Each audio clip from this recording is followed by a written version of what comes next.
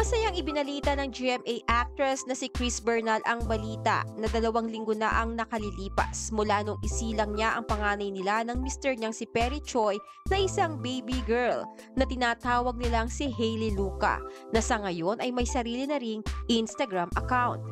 Ikukwento ni Chris ang pagsilang niya sa kanilang anak ang maituturing niyang pinaka-magical moment sa buhay nilang mag-asawa. Kalipas umano ang napakahabang 9 na buwang pagbubuntis at ang ubod ng hirap na dinanas niya sa pagle-labor, ay pipiliin niya pa rin umanong danasin ulit ito makita lamang ang kanilang little sunshine. Ngayong isa na siyang ina, ay alam na ni Chris kung anong klase ng ugnayan mayroon sa pagitan ng isang ina at anak, na hindi daw maiintindihan ng isang tao hanggat hindi nararanasan ito.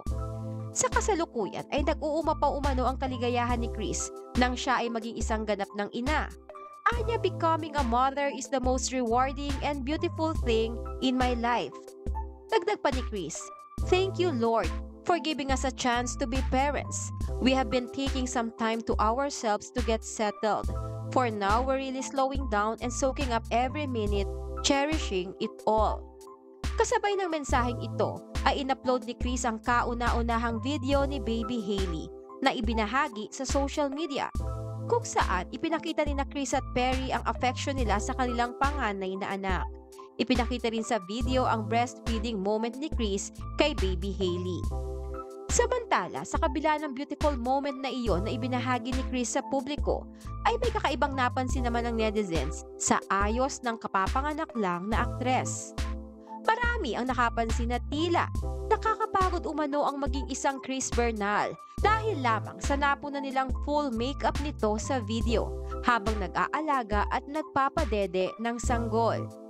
Ayon sa netizens, tila ay kailangan umano na palaging pak na pak ang itsura ng aktres tuwing lalabas sa social media, kahit pa magpapadede lamang ng sanggol. Gayunpaman, mas maraming netizens ang na-appreciate ang pag-share ng aktres sa mga realizations niya sa kanyang bagong journey as a mother. Well, congratulations, Chris and Perry!